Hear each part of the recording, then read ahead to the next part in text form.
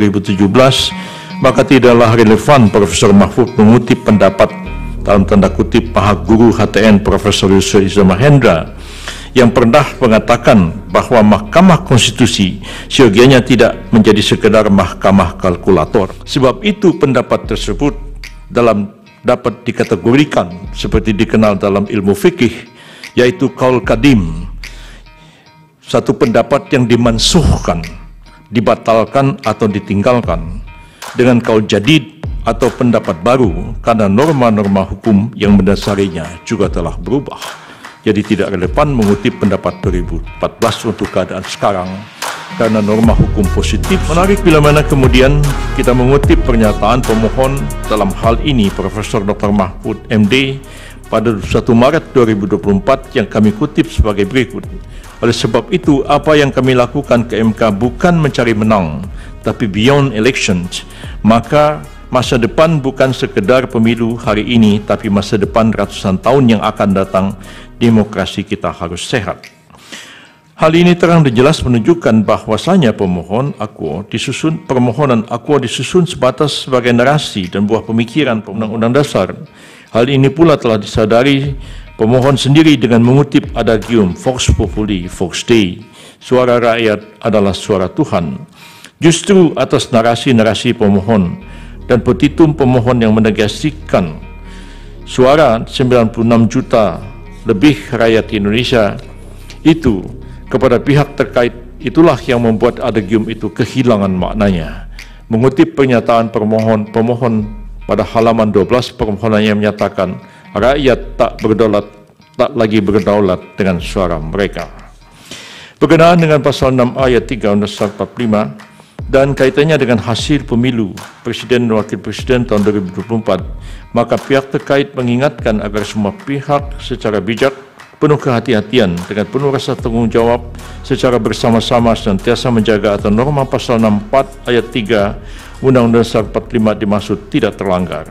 Jangan sampai setelah hasil pemilihan umum diperoleh atas adanya ketidakpuasan dan kepentingan pihak-pihak tertentu terhadap pemilihan umum presiden dan wakil presiden dimaksud, kemudian terus-menerus melakukan upaya-upaya delegitimasi dan penegasian terhadap hasil pemilihan umum dengan alasan-alasan yang tidak konstitusional dan tidak bersesuaian dengan peraturan perundang-undangan yang berlaku. Dalam konteks ini, bila mana kita mencermati permohonan dari pemohon Akuo, maka akan nampak adanya upaya-upaya yang tidak berlandaskan hukum dari pemohon untuk menegasikan jumlah suara sah 96 juta lebih itu dari rakyat Indonesia kepada pihak terkait. Hal ini alasan dalam bagian posita permohonannya. Pemohon menyatakan jumlah suara sah pihak terkait menurut pemohon adalah 0 di seluruh wilayah Negara Kesatuan Republik Indonesia dan di luar negeri. Selain itu, dalam petitumnya secara tidak konsisten, pemohon berupaya meyakinkan Mahkamah Konstitusi untuk mendiskualifikasikan pihak terkait.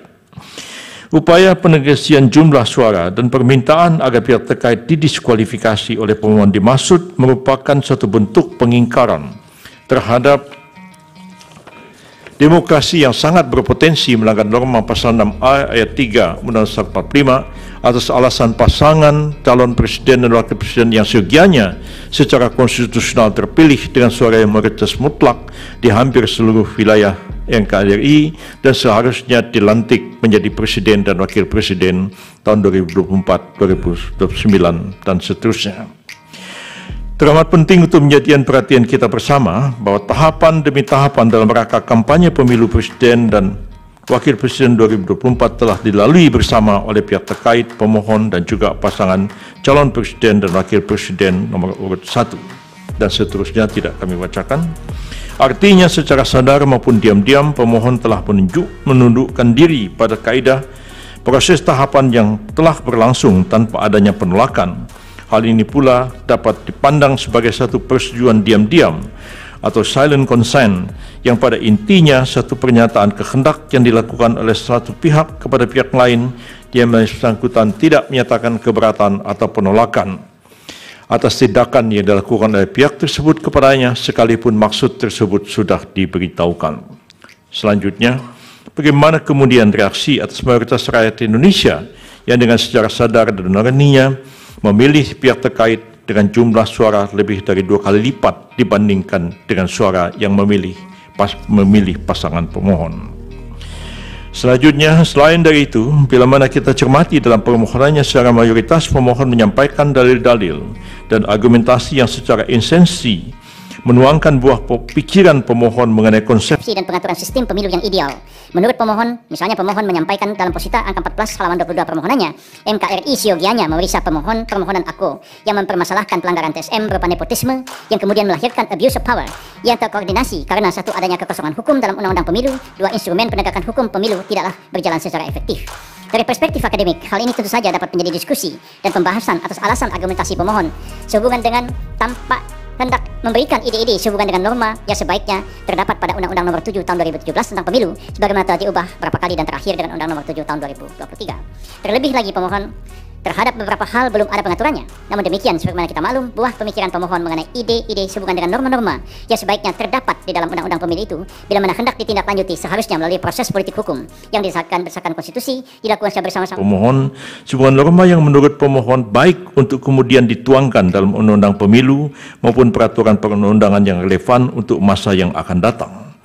Namun faktanya narasi yang secara langsung dan gamblang menempatkan petitum di awal justru pada hakikatnya bertolak belakang dengan narasi yang dinarasikan oleh Profesor Mahfud tadi, yakni meminta pihak terkait didiskualifikasi dan kemudian dilakukan pemungutan suara ulang dengan pesertanya hanya pasangan nomor urut 1 dan pemohon. Artinya apabila ditafsirkan sejalan permintaan pemohon dan narasi Profesor Mahfud tersebut, maka sepatutnya apa yang disampaikan pemohon dalam permohonannya adalah untuk memberikan jalan kemenangan bagi pemohon itu sendiri dengan cara membuat narasi seakan koreksi terhadap kewenangan Mahkamah Konstitusi, namun sejatinya menukangi seakan-akan terjadi kevakuman atau kekosongan hukum untuk tujuan semata-mata kemenangannya sendiri dan seterusnya. Bila mana kemudian kita secara tertib dan komprehensif menelaah dalil-dalil permohonan, pemohon yang berkenaan dengan narasi pelanggaran TSM dan berupa nepotisme dalam pencalonan Pak Gibran Rakabuming Raka dan program bantuan sosial Presiden Joko Widodo, maka akan nampak pula bahwasanya dalil pemohon itu hanya bersifat asumtif dan dianggap pula sebagai propaganda untuk melegitimasi keterpilihan pasangan calon presiden dan wakil presiden pihak terkait. Bagaimana kita maklum berkenaan dengan pencalonan Pak Gibran ini ialah penjelajahan hak setiap warga negara untuk sama-sama yang memiliki hak yang sama untuk maju dalam pemilihan-pemilihan yang dilaksanakan. Dan seterusnya kami tidak akan bacakan. Kemudian yang sedikit ada yang ingin kami singgung juga adalah mengenai satu statement yang juga disampaikan oleh Pak Mahfud dalam berbagai kesempatan. Kami juga menyatakan bahwa perlu kami ingatkan kembali bahwasanya Undang-Undang Nomor 7 Tahun 2017 tentang Pemilu dengan segala perubahannya telah mengatur dengan sangat jelas dan rinci berkenaan dengan eksistensi dan kewenangan badan-badan lembaga untuk menyelesaikan perselisihan yang berkaitan dengan pemilu. Lembaga-lembaga itu ada yang merupakan kekuasaan kehakiman yang dijalankan oleh Gakumdu, Pengadilan Tata Usaha Negara, Bawaslu, dan ujungnya adalah Mahkamah Konstitusi untuk menyelesaikan perselisihan pemilu. Dengan adanya pengaturan tentang pembagian kewenangan dan menangani sengketa proses pemilu melalui Bawaslu, PT UN, dan Mahkamah Agung dalam sengketa administratif dan sengketa hasil oleh Mahkamah Konstitusi sejak tahun 2017, maka tidaklah relevan Profesor Mahfud mengutip pendapat dalam tanda kutip Maha Guru HTN Profesor Yusril Iza Mahendra yang pernah mengatakan bahwa Mahkamah Konstitusi seyogianya tidak menjadi sekedar mahkamah kalkulator, tetapi mahkamah seharusnya berperan memeriksa pelaksanaan pemilu secara substantif sejak dari proses pelaksanaannya.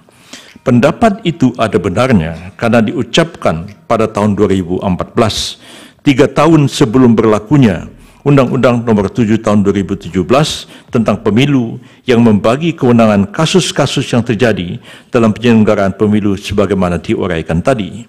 Sebab itu pendapat tersebut dapat dikategorikan seperti dikenal dalam ilmu fikih, yaitu qaul qadim, satu pendapat yang dimansuhkan, dibatalkan atau ditinggalkan, dengan qaul jadid atau pendapat baru karena norma-norma hukum yang mendasarinya juga telah berubah. Jadi tidak relevan mengutip pendapat 2014 untuk keadaan sekarang karena norma hukum positif sudah berubah. Tapi kalau mau dianggap yang ideal, suatu ketika Mahkamah Konstitusi boleh mengadili sampai kepada substansi penyelenggaraan pemilu, maka tentu tidak pada saat sekarang kita membahasnya, tapi mungkin dalam amandemen terhadap Undang-Undang 45 dan amandemen terhadap Undang-Undang Pemilu itu sendiri. Ini klarifikasi, mudah-mudahan dapat kita pahami bersama. Selanjutnya, sehubungan dengan permohon akuo mengemuka pula pertanyaan berikut, yakni apakah pemohon yang merasa telah terjadi berbagai kecurangan dan pelanggaran telah membawa permasalahan yang dihadapi pemohon sehubungan dengan kecurangan dan pelanggaran proses kepada badan-badan atau lembaga-lembaga yang sesuai dengan kewenangan tersebut di atas. Bila sudah, ya, mestinya dilakukan, dan yang dibawa ke Mahkamah Konstitusi adalah bagian terakhir, yaitu persisihan tentang hasil dari pemilihan umum itu sendiri. Saya kira itulah pokok-pokok pendahuluan yang dapat kami sampaikan, dan untuk selanjutnya lebih kepada substansi daripada keterangan pihak terkait dalam memberikan jawaban terhadap pokok-pokok permohonan pemohon. Terima kasih Yang Mulia, dan kami persilakan Dr. Fahri Bahmid untuk melanjutkan keterangan dari pihak terkait. Terima kasih. Silakan.